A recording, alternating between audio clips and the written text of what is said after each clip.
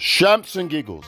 History, news, views, and reviews from a black perspective. Shamps and Giggles back for 2024. Oh my lord. Welcome everybody to Shamps and Giggles, our second segment. Brilliant, thank you. Great conversation about the England team and the way that they're hounding some of the black players, and they're still controversial on that. And then Southgate hanging up his waistcoat, you know. So we are, so we give out, as you know, Shamps and Giggles. We do history, news, views, and reviews. And this is purely from a black perspective. And Shamps and Giggles does it every Friday. And listeners, you're here with us constantly, which is brilliant. The panelists, we're here, members, live, we're here, and we talk the things on a Friday. Yeah, so listen, join us in our conversations, debates, write to us, email us or on Shamps and Giggles shampsandgiggles@gmail.com, or come through to us on our Facebook page, Shamps and Giggles. Catch us on a Facebook page, send us a message via that, or join us on Instagram. We're on Instagram, okay, we're on YouTube, and we're there on plenty radio stations throughout, and Facebook, shampsandgiggles.com, TikTok, we're on them all. Every social media out there, we're on the platform. So come and join us, Shamps and Giggles, on a Friday, or through all the radio stations from Monday all the way through to Sunday. We're there. All right. So, ladies and gentlemen, let's go on to the next. Let's finish off with this England issues that we find in here. There was another. Listen, let me say that the young players, the young players that we've got in the English football team, they are very talented, and I think that they will progress, and they will make England progress better in the future, whichever new manager we have. I think if they keep with the new and the young talented players we've got, and you give them a chance, they will do England proud. Okay, but on the flip side of that, you've got some ignorant people out there that believe that things that they do in the public domain is funny, hilarious, and it will go unchallenged. I'm not sure if anyone here heard or seen of a guy, they call it blackface. So I'm saying blackface as he must have been a white guy that put a blackface on social media. The backlash he got, I was pleased to hear it. So if anyone knows about that story, please enlighten the listeners and me to it. The story goes first. The story goes he was in the pub after the football, and he painted his face all black, and they were all using the N-word, and he was saying Saka, Saka, Saka. So that's what's happened now, and what is resulted in is that his employers have sacked him. Oh, so very he's lost, yes. So he's lost everything right about now. So it's good to know that there are employers out there now in the UK that won't tolerate the racism. It's good to also know that the FA, I think they've recently just put out an advert saying that the England shirts will not be worn for hate. Oh, right. Good. So that's also a good thing to see, but I still feel it's not enough, because going back to what Dion said, where she mentioned about the media, you know, which is why I don't watch TV, because the media has a lot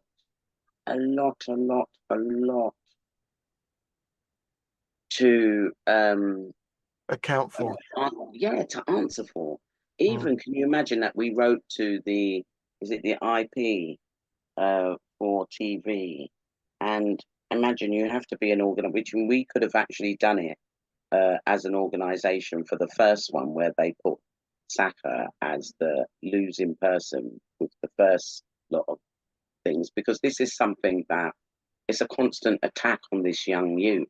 And which is why, I mean, respect to him that, he believes in his Bible, and that's what he says. He turns to his Bible and he reads his Bible a lot. And I can understand him actually reading his Bible a lot and really trying to deal with all the racism that is out there. Because imagine all of that, being hurled at you. They feel, oh, it doesn't have an effect. They know it has an effect. Of course, it has an impact, which is why the England won't win. Which is why they won't win. They've got to change their mindset. When they change their mindset, trust me, when they really get behind those boys with love, you'll see something different. They don't really love their country. They're just a bunch of yobs. Really, to be honest, because somebody that's representing your country, you want them to win. You have love for them, regardless. And look at the boy. I mean, Spain, the black boy. I mean, Spain is just as racist, but the difference is that they see talent. When they see talent, they play talent. That little young youth that played, the one with the locks, he only played for a season, just a season. 17. Yeah, 17 years old. Look how much young blood that's in the UK. And no, they don't. They'd rather keep. They always talk about this experience. In order to get experience, you have to get practice. Practice makes experience. Practice makes perfect. They're not giving them the full chance that they deserve. So, and Paul Garrett, he's been in the mix of all of that. The manager that they had before, the England manager that they had before, they laced him because what? He was French.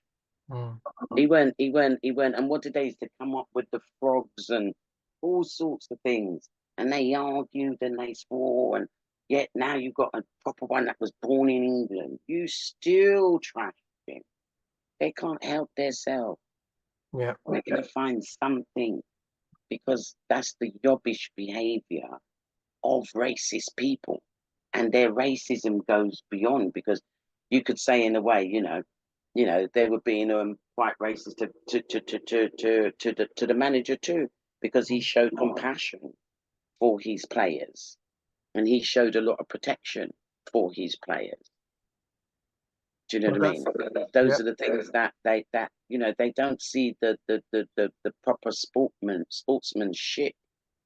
They're just looking at this other side of what they bring into sports is quite a nasty element.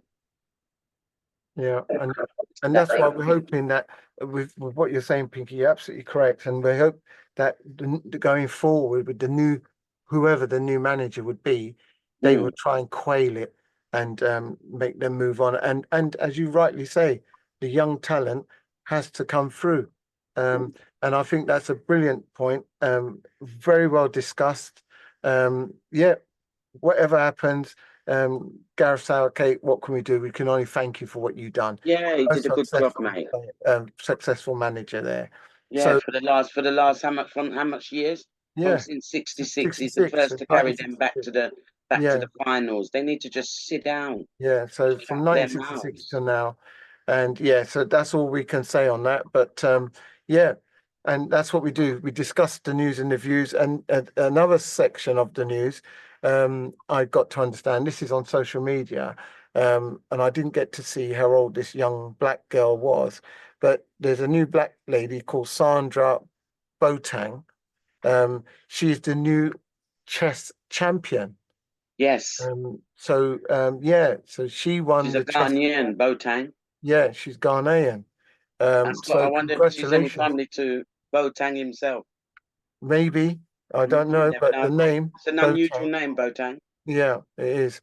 So congratulations goes out to her for her success and what she's done, because chess is not an easy game. It's a mindset game. And was it a her or a he? I thought it was. It's a lady. It's a lady, Sandra.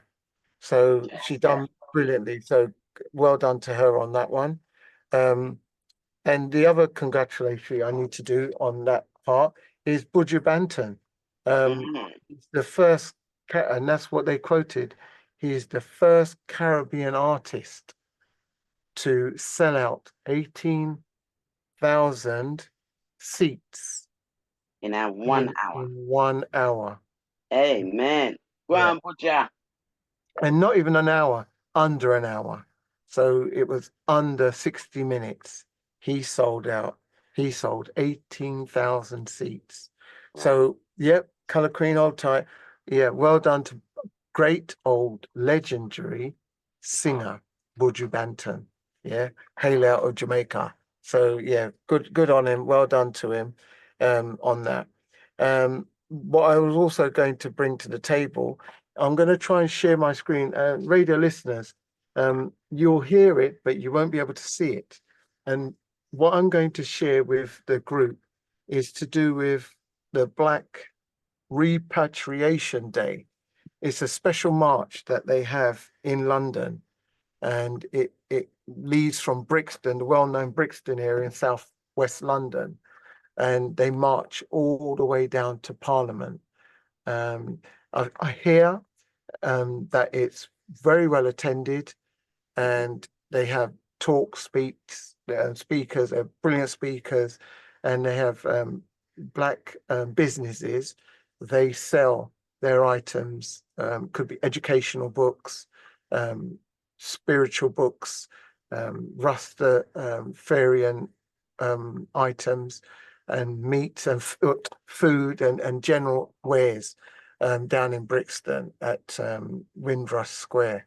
So I'm going to try and share it, but listeners, you'll hear it, but it's absolutely brilliant, and I'm going to try and draw it. So we'll try and get the information, but it's every 1st of August, and it's been going for 10 years, which is absolutely brilliant. 2014 it started. So I'm going to try and share my screen, and we will start this going. Here we go. So here we go. This is the annual African Emancipation Day Reparations March. www.reparationmarch.org. Stop the genocide and terminating our children.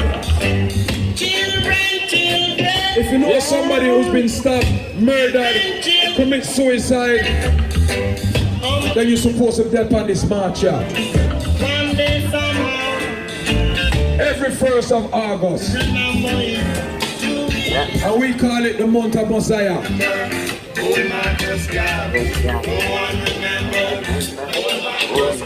Skip, scam, Scooby, do the select for the next train.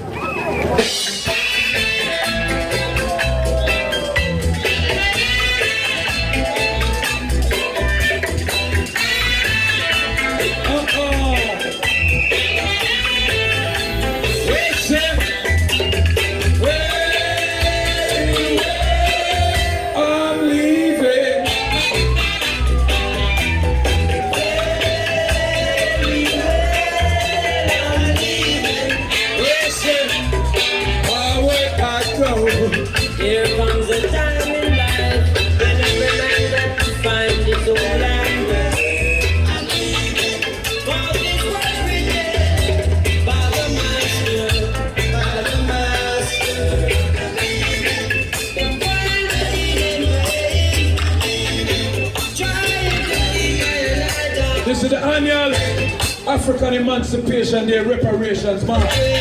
Every 1st of August, Messiah Month. Yep. www.reparationmarch. So as you can see that it's every year Reparation Month, and it's a march, Emancipation Day, and it runs from Brixton all the way down to Parliament. So That's right. listen, if you can join it, get down. Join it. It's every year. And what they also do, they have coaches from different areas that come down. So so if you can join it, please do. I know some of our group members have joined it, been there, and loved it, and it's a brilliant day out. So yeah, if you can do. Yeah, I've done that march before. Okay. Yeah. So yeah. Good march. Yeah. So yeah. So everybody, if you can, listeners, get down there in London, 1st of August, which I understand is a Thursday. 1st of August, from Brixton, marching all the way to Parliament Square. Go ahead, Pinky. Yeah, just to say, it's a march that, it affects the Caribbean people, for reparations to be paid, including places like Drake Hall, with our MPs that we have here that still reap benefit. So, yes, I think it's a march that all of us should, if you can make it and you can walk, you don't have to walk all the way. You can walk some of the way. It's something to attend, or even being at the start point, which is from Brixton, as Keith already mentioned. So yes, DJ Smiley's already mentioned that. Where it starts from, I think it's something that's good that all of us, if anybody, even the listeners, can get down there and support. Yeah. Because it is something that affects. If it was paid, it's something that builds for housing in the Caribbean, schooling. It's something that goes back to the Caribbean. Yeah, absolutely true. And I'm glad you said that, which is nice. Oh, thank you very much on that. Dion, go ahead, Dion. Yeah, no, I was just saying I've been a few times. It's a very good day. It's all about unity as well. It's just nice seeing our people, do you understand, get together and walk together, march. You meet people. The energy is really, really good. As you said, they have stalls on the Windrush Square. They have speakers as well. They have drums playing. It's just a really vibrant atmosphere. And if you haven't been, I would definitely say to come down and support and just experience it. It's a really good day. Yeah. And I'm glad you said that. And yeah, the more the merrier. And it's been going for 10 years, since 2014, and it's just getting bigger and bigger.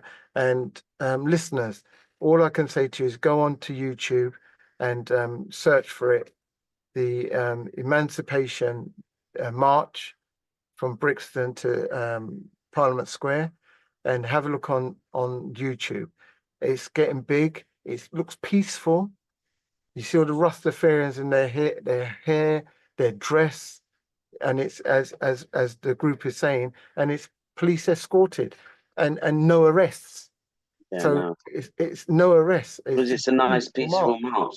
Yeah, because you've got all the Rastas. It's the Rastas them that really. Yeah, it's just formulate a peaceful march. One minute.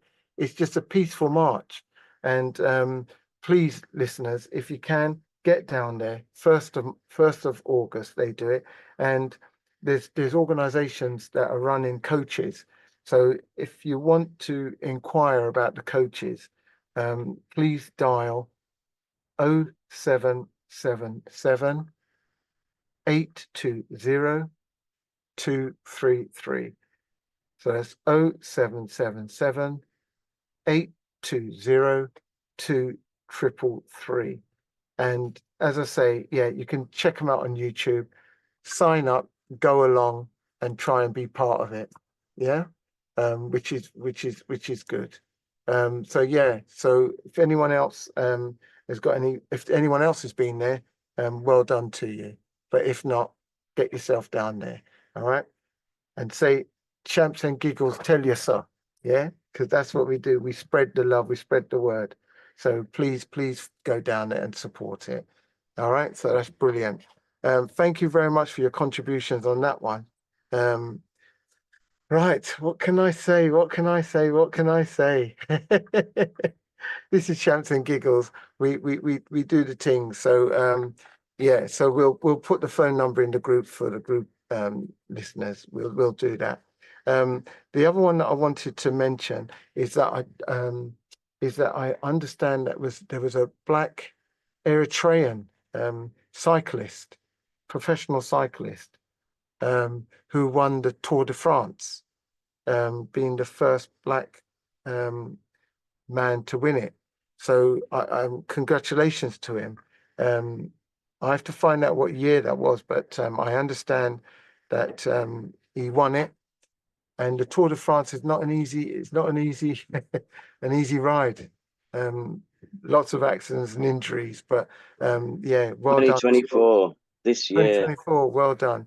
So 2024, thank you very much, Pinky. Yeah, congratulations to him. He done very, very well on that. So yeah, hats off to him on that. What can I say? Listen, ladies and gentlemen, on that, thank you very much. That concludes the congratulatory side and what we're doing.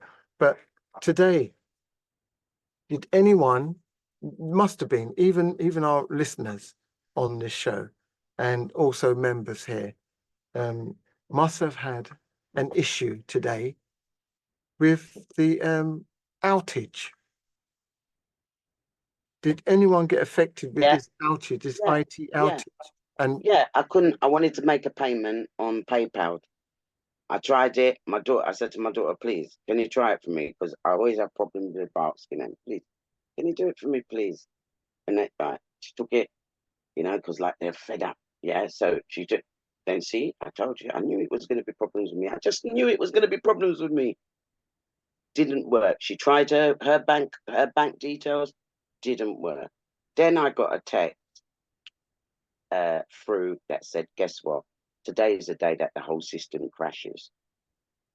Everywhere went down, digital, everywhere, banks, everything. You couldn't get out. You couldn't do nothing online. That's correct. That's absolutely correct. Yes, Spice, what you got to say about that? Yeah, so I was trying to get a doctor's appointment today, and I had my finger on the button because every time I get get through, I'm always number 40 odd in the queue. I thought, great, number 16 in the queue, waited, and I said, oh, all the systems are down. We can't tell you when you can get an appointment. Call back in a couple of hours, call back in a couple of hours. It was the same.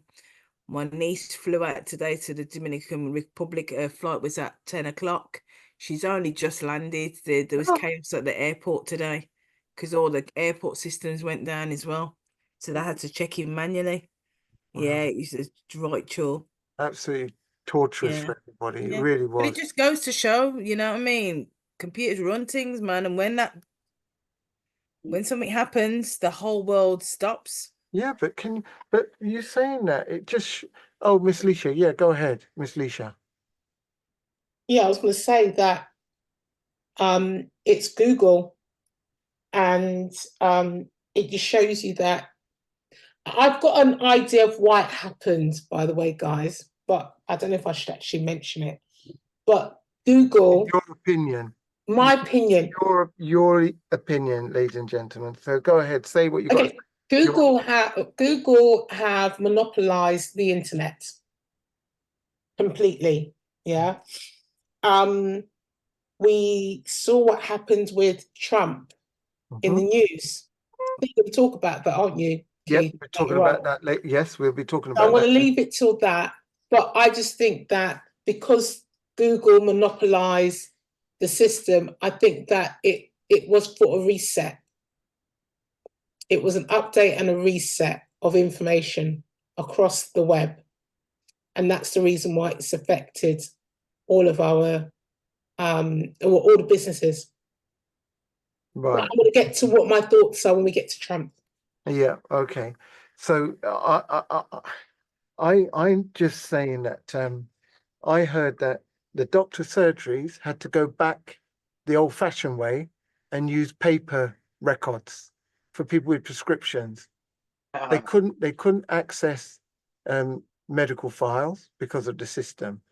They couldn't book appointments, as some of you guys were saying, because of the system gone down. You couldn't do your flights because the system gone down. You couldn't use your bank cards because the system gone down. Listen, how much power can you give one company?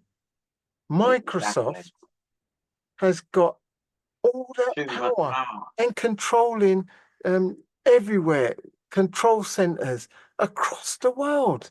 It didn't just happen here in the UK, across the world. Spice, go ahead. It's something called CrowdStrike. So it says here, banks, airlines, television networks, and health systems around the world that rely on Microsoft's 365 apps were hit by widespread outages early Friday, linked to the company CrowdStrike. Yes, but CrowdStrike and Spice, and thank you very much for informing us of that situation. CrowdStrike, ladies and gentlemen, are a cyber security company that pushes out new updates, system updates for cyber. So this company sends out a blanket security update for all systems. However, normally when they do that, it goes through smoothly and nobody notices anything. It just does an ordinary update. But however, this particular update that they push through the system, outage, it just shut everything down, the majority of everything down. It was because of and the thing is, it wasn't, then they're saying it wasn't a terrorist thing, it was just an unfortunate mishap or I don't know, data issue. Go ahead, Spice. It is saying it's an update to one of CrowdStrike's pieces of software called Falcon Sensor. It malfunctioned, throwing a wrench into computers running Windows, leading to major tech failures around the world. Just shows you, and Yes. hence why I'm saying, how much power does one company as Bill Gates and his crew got? Microsoft 365 they're using, and every single company seems like is using Microsoft platform, because they wouldn't have had this massive outage. Well, I wish my computer wasn't working today, because I was working just fine and we use it. So I was pretty upset to know that it was affecting my computer. It was a hit and miss that you got to have to do the work and they didn't.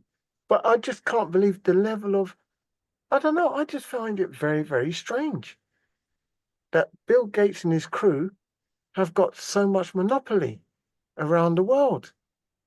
And one security update system, one update has caused, must be trillions of pounds worth of damage. Must be. It's scary when you think about it, because if a terrorist did get into that system, we've had it. Like, they can get over the borders. Do you know what I mean? Getting into your records, everything. Yeah. And the other thing, the other side of that flip coin is that now they know. Now everybody knows what can cause an outage around the world. Go ahead, Miss Leisha. Okay, so with that outage, we're going to come back to this conversation, but we've got to go to break. Listeners, and when we come back, we will be discussing and talking the things further, because it's outrageous. All right. And that's what Shamps and Giggles do. So we're going to go to break and we're going to come back very shortly. Thank you.